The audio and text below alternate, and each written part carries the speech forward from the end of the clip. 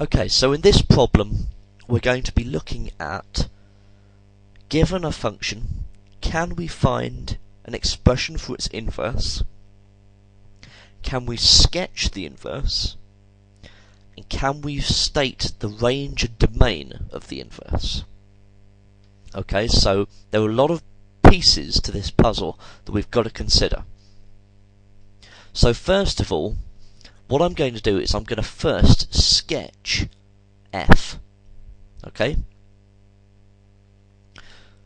as best I can.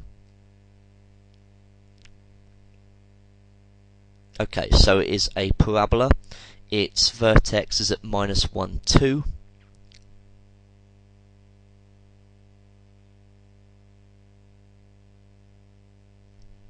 Looks something like this. Okay, so this is a -1, 2. Okay.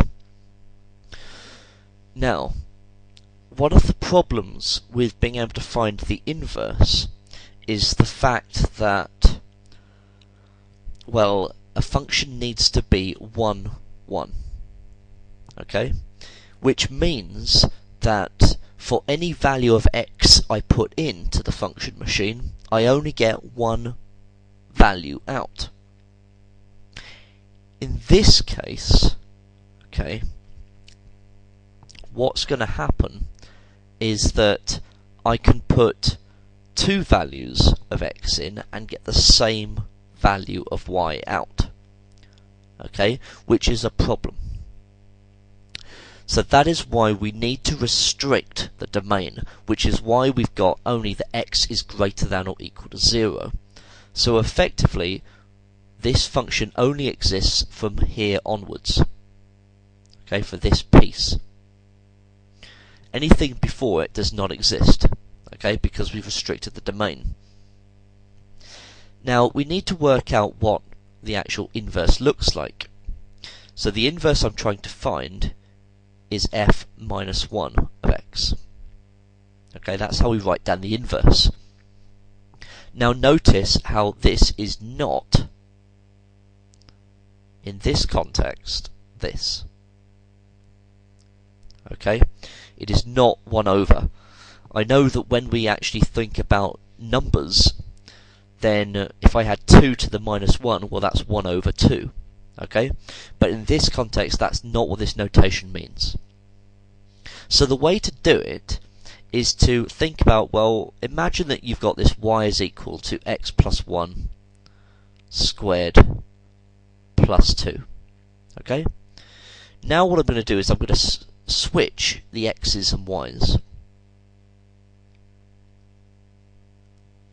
Okay, so now I've got x is equal to y plus 1 all squared plus 2. Now I'm going to rearrange this equation to get back to y equals. So I'm going to take 2 from both sides.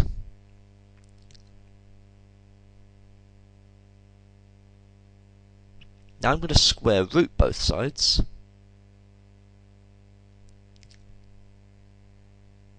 Ooh, that's an x.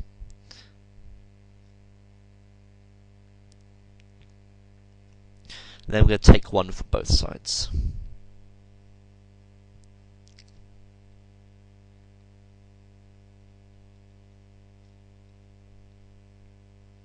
Okay, so now what we have is a situation where we've got to take the positive square root, okay, because when I'm actually going to sketch this curve, it's going to look something like this. Okay, and the reason for that is that the function is reflected in the line y equals x. Okay,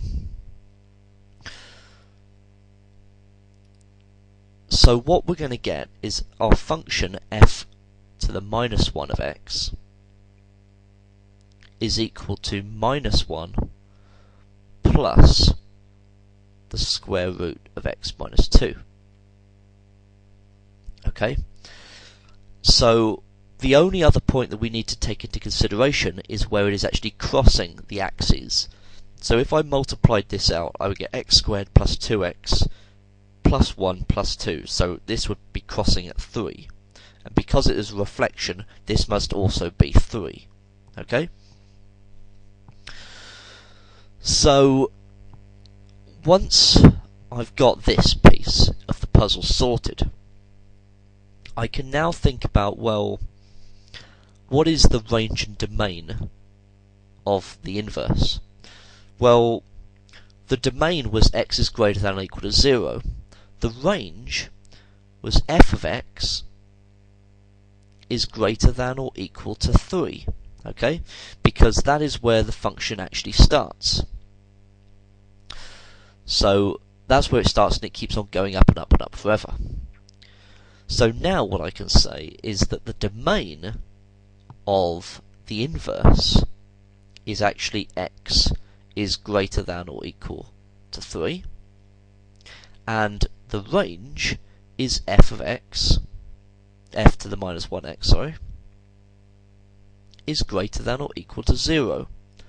Notice how the range of the inverse is effectively the domain of the normal function, and the range of the normal function is the domain of the inverse. Okay, so they are connected in this way.